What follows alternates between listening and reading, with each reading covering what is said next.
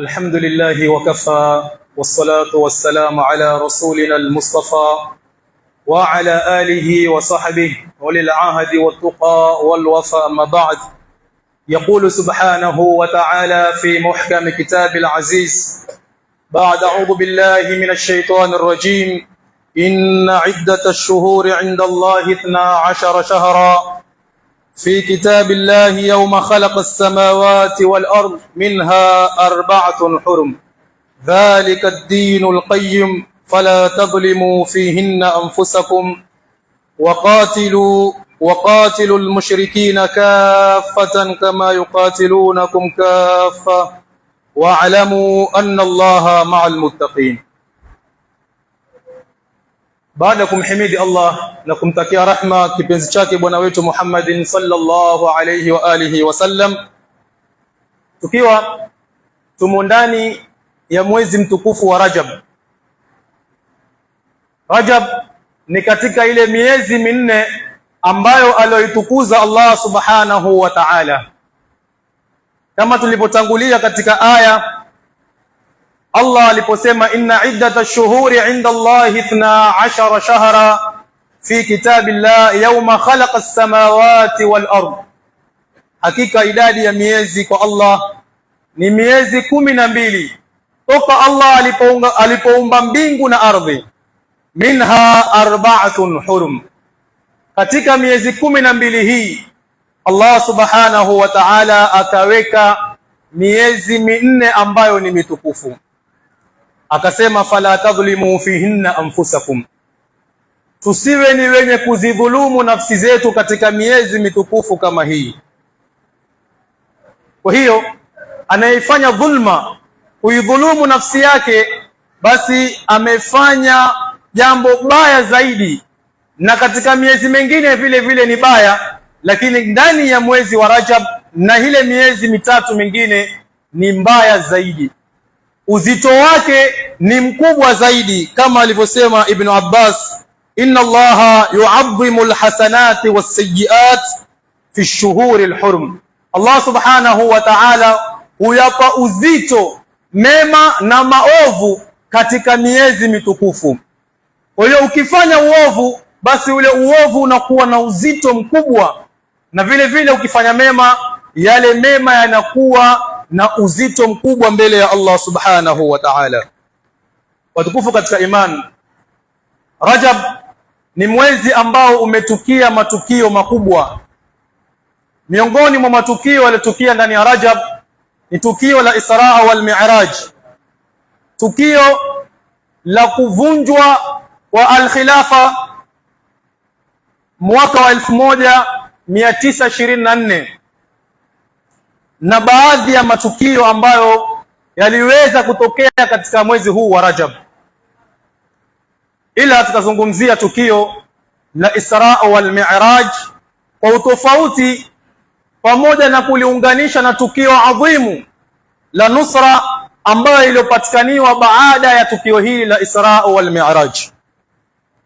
Tukio hili la Isra wal Mi'raj ni tukio ambao ilitokea kwa kauli mashuhuri Allah subhanahu wa ta'ala aliposema subhanalladhi asra bi'abdihi laylan min almasjid alharam ila almasjid alaqsa alladhi barakna hawlahu linuriyahu min ayatina innahu huwa as-sami'ul basir. Utakasifu wa maovu ni wa Allah subhanahu wa ta'ala, ametakasika na kila sifa ya uovu. Allah subhanahu wa ta'ala ambaye aliyempeleka mja wake sehemu ya usiku kutoka Masjid al-Haram ila al-Masjid al-Aqsa alladhi barakna hawla. Hii ziara, safari ya Isra wal Mi'raj, Mwenyezi Mungu ameizungumzia katika Al-Qur'anul Karim kuwa yeye ndo alimchukua Bwana Mtume sallallahu alayhi wasallam kutoka Makka mpaka Jerusalem, na baada ya Jerusalem kumchukua mpaka katika mbingu. Tukio hili Allah amelizungumzia, na vile vile Masjid al-Aqsa ambayo ndiyo ardhi ya Isra wal Mi'raj. Allah aliposema alladhi barakna haula, ardhi hii ya Isra wal Mi'raj ambayo Allah subhanahu wa ta'ala ameipatia baraka, ameineemesha, lakini leo twaona chini ya mfumo huu, tangu ya kuvunjwa khilafa hadi leo twaona ile ardhi ambayo iliyobarikiwa imekuwa ni ardhi ambayo haina baraka tena. Damu za waumini kumwagwa, za wanawake, watoto, wazee. Twaona ardhi inavyonajisiwa, misikiti kubomolewa. Mwenyezi Mungu Subhanahu wa Ta'ala asema hii ni ardhi aliyoibariki, lakini baraka zake leo kwa kuwa kumekosekaniwa ile ngao imepelekea ile baraka kuondoka. Hakika tukio hili ilikuwa ni tukio la kwenda kuoneshwa Bwana Mtume sallallahu alayhi wasallam uwezo wa Allah Subhanahu wa Ta'ala, na kumpatia tamkin na utulivu katika moyo wake.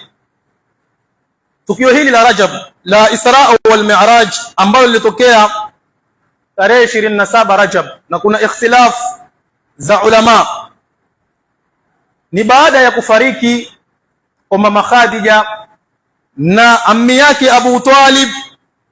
Ukawa mwaka huu ukaitwa mwaka wa huzni. Mtume sallallahu alayhi wasallam aliwakosa watu wawili ambao ni muhimu katika maisha yake ya kidawa. Mama Khadija ni mama ambaye kwamba alikuwa akimliwaza na akimsubirisha na akimpatia moyo Bwana Mtume sallallahu alayhi wasallam katika ulinganizi. Licha ya kutoa mali yake, lakini alikuwa ni mwanamke ambaye alifahamu ule Uislamu, na akawa ni mwenye kujitolea katika kumhami Bwana Mtume sallallahu alayhi wa alihi wasallam.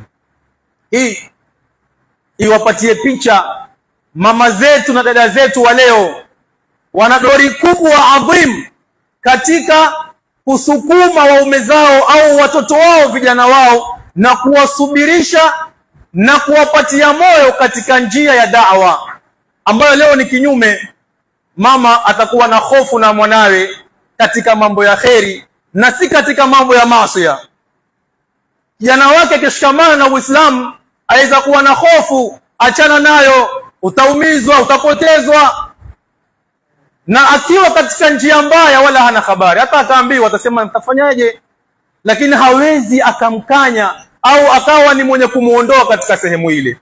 Lakini mama Khadija alichukua fursa hii kuweza kumhimili Bwana Mtume sallallahu alaihi wasallam na kumpa moyo na kumsubirisha.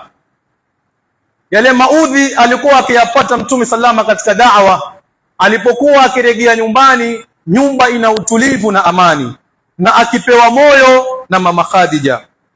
Vile vile ammi yake Abu Talib alikuwa ni kiungo muhimu katika ulinganizi wake. Abu Talib alikuwa akimuhami Bwana Mtume sallallahu alaihi wasallam dhidi ya maudhi na njama zote walizokuwa wakimpangia Makuraishi, lakini alikuwa ni mtu pekee ambaye hakukubali kuona familia yake, kijana wake akipata madhara. Licha yeye si Muislamu, hakuwa ni mwenye kupiga shahada, lakini kuona damu yake inapata madhara na yeye hali ya kuwa yuko hai, akawa ni mwenye kutoa juhudi zake kwa ajili ya kuweza kumhami Mtume sallallahu alaihi wasallam. Baada kuondoka watu wawili hawa, Mtume salama akawa na huzuni kubwa, kaitwa amul huzni, mwaka wa huzuni, kwa kuwa aliwakosa watu muhimu katika da'wa yake. Da'wa ikaanza kukwama, vizingiti vikawa ni vingi, yule mwenye kuviondoa na yule mwenye kumpatia moyo kusonga mbele hayupo. Kwa hiyo da'wa ikaanza kuwa nzito kidogo, maudhi ya Makuraish yakawa ni yenye kuzidi mara mbili yake kwa Bwana Mtume sallallahu alaihi wasallama na masahaba zake. Ndipo Allah subhanahu wa ta'ala akaweza kumkirimu Bwana Mtume sallallahu alaihi wasallam na Isra wal Mi'raj. kuenda kumtuliza, kumpatia moyo na kumuonesha kuwa Allah subhanahu wa ta'ala yuko pamoja na wewe. Israa hii ikawa ndiyo izza wa Uislamu na Waislamu, na ikawa ndiyo kitulizo cha moyo wa Bwana Mtume sallallahu alayhi wasallam. Vile vile pamoja na kuwa Israa hii ikawa ni tangazo la kuwa utawala wa kikafiri wa Quraysh umefika ukingoni na nusra ya Allah subhanahu wa ta'ala ipo karibu. Ndio maana baada ya Israa wal Mi'raj, mwaka wa 11 Bwana Mtume sallallahu alayhi wasallam apata bai'atul aqabatul ula. Alingania watu katika msimu wa haji, Maausi na Makhazraj walitoka Madina na kuweza kukubali Uislamu na kuweza kujitolea kwa ajili ya kuhami Uislamu. Mwaka wa 13 na 14, mwaka wa 13 wakaweza Bwana Mtume salama kupata bai'a ya Aqabatul Thaniya, akaweza kupata nusra Bwana Mtume sallallahu alaihi wasallam katika mji wa Madina, akaweza kuassis ad-dawlatul islamiyatul ula, serikali ya kwanza ya Kiislamu. Nusra hii ndiyo iliyosababisha ikatoa Uislamu katika Uislamu wa maneno, Uislamu wa falsafa, na kupelekea kuwa ni Uislamu wa kivitendo. Zikaweza kutabikishwa zile ahkamu. Wale waliokuwa wakileta maudhi yalikoma yale maudhi. Bwana Mtume salama akaweza kuandaa serikali yake, ukaweza kuwekwa vitengo vya kijeshi, vitengo vya kiuchumi, kijamii, akapangilia ile nidhamu, ikawa Uislamu ndio dini inayotishia katika ulimwengu. Kufikia hapa ni baada ya kupata nusra. Watu wa Madina kutoa nusra ndio ikaweza kufungamanishwa tukio la Israa wal Mi'raj. Baada ya kurudi kutoka Israa na Mi'raj, mwaka unaofuatia akaweza Bwana Mtume sallallahu alaihi wasallam kuwafikiwa na nusra. Yale maudhi na dhiki alizozipata nyuma, Allah akamchukua kwenda kumliwaza na kumuonesha bishara na ufunguo ambao unaopatikaniwa mbele. Ikhwata al-afadhil, an-nusra, ma hiya an-nusra? Nusra ni nini ambayo ndio ikamfanya Mtume sallallahu alayhi wa alihi wasallam autoe Uislamu katika ile hali uliokuwa nao dhaif, mnyonge, hali ya kuwa na izza. An-nusra hiya talabu al-himaya walau biisti'mal al-quwwa litabligh ad-din wa iqamati ad-dawla allati tahmi ad-din wa du'atihi wa tatbiq ahkamihi wa tanshuru ila al-'alami risalatahu. Hii ndio nusra. Nusra ni kutafuta ngao, kinga, japo ni kwa kutumia nguvu kwa ajili ya kufikisha ule ujumbe wa Allah subhanahu wa ta'ala, na kuweza kusimamisha serikali ya Kiislamu, serikali ambayo kwamba tahmid din, itaweza kuihami dini, wa duatihi, na wale walinganizi wa dini, na itaweza kutabikisha ahkam za Uislamu kwa ukamilifu wake, na kuweza kueneza ujumbe wa Uislamu ulimwengu mzima. Leo tunaona kwa kukosekaniwa nusra, hakuna mtu wa kuihami dini. Uislamu wanajisiwa kila pembe, watu wauawa katika kila sehemu, Qur'ani kuchomwa na matukufu kunajisiwa. Haya yote kwa kuwa hatuna nusra ambayo itaweza kunusuru umma wa Kiislamu. Ndio maana tunaona leo umma umefikia kuwa ni mayatima, hawana mlezi ambaye ataweza kuwaongoza. Waduatihi, na walinganizi waweze kuhamiwa. Leo watu wangapi wanapotezwa na kuuawa na kuangamizwa kwa kuwa wanashikamana na Uislamu wao kikamilifu, wamekubali kubeba na ulinganizi kwa ajili ya kurejesha tena maisha ya Kiislamu. Watatbiki ahkamihi, kuzitabikisha zile hukumu katika mgongo wa ardhi. Hamna illa bidawlatul islamiyya. watanshuru ila alalami risalata, na Uislamu uwe utaenezwa katika ulimwengu, ambalo leo ni jambo zito. Kila mtu anakuwa na hofu na wasiwasi. Iwapo atakuwa katika msimamo na mstari wa sawa, basi atakuwa ni mwenye kupotezwa na kuangamizwa. Ni jambo ambalo kwamba limepelekea hali kuwa katika hali hii. Manhum ahlun nusra, ni kina nani watu wa kwenye kutoa nusra, watu wenye nguvu? Humu zuama alladhina yamlikuna alquwa, ni wale viongozi ambao wanaomiliki nguvu. Wa kana fi ahdi rasulillah min qabilatayn, wakati wa mtumi watu hawa walipatikaniwa katika makabila mawili, al-Ausi wal Khazraj, ambao wakawa ni watu wenye nguvu, watu ambao wanaweza kupambana na bwana mtume na kupambana na washirikina, ili kuhakikisha ule Uislamu utakuwa ni wenye kusimama na hukumu zake zitakuwa ni zenye kudhabitishwa. Faqad qala al-Barra radiyallahu anhu, bay'ana Rasulullah sallallahu alayhi wasallam fanahnu wallahi abna'u al-hurub wa ahlu al-halaqa warathnaha kabiran an kabir. Al-Barra aelezea, asema tulibaiishwa na mtume sallallahu alaihi wasallam, walitoa bai'a kwa mtume sallallahu alaihi wasallam, kisha wakawa ni mwenye kumwambia mtume, fanahnu wallah, sisi tuapa kwa Allah subhanahu wa ta'ala, abnaul hurub, ni vijana wenye kujua vita, kupigana, wa ahlul halaqa, na watu ambao wanaweza ile mapambano, kupambana kwa ajili ya kuhakikisha Uislamu utakuwa ni wenye kufikia katika daraja yake. Warathnaha kabiran an kabir, tumerithi ujuzi huu na vita hivi, mapambano haya, kwa wakubwa na wakubwa zetu. Hawa ndio walikuwa ni watu wa Yathrib, watu wa Madina.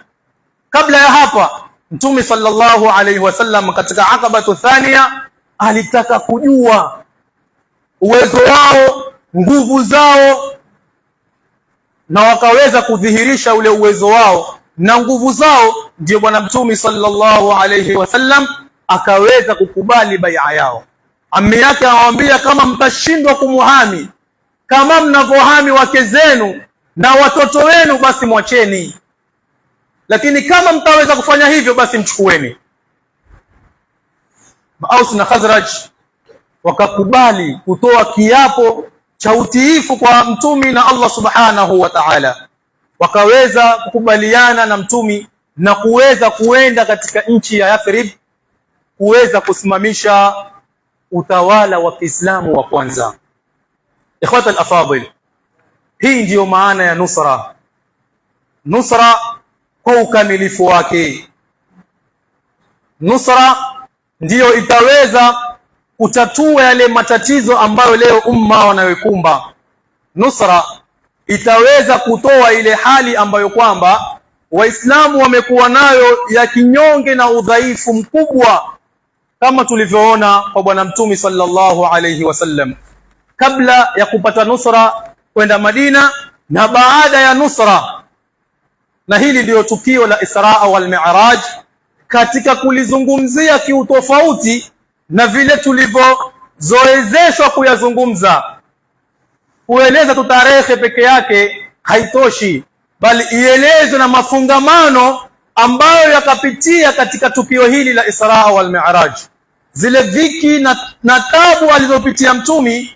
Lakini baada ya Isra wal Mi'raj ikawa ndio kitulizo kwa bwana mtumi sallallahu alaihi wasallam. Daula iliposimama ikawa ndio sababu na ndio mwelekeo wa kuweza kutabikishwa na kufuatwa sheria za Allah subhanahu wa ta'ala. Hawa tuliwazungumza ndio walikuwa Ansar wa Yathrib, Aus na Khazraj.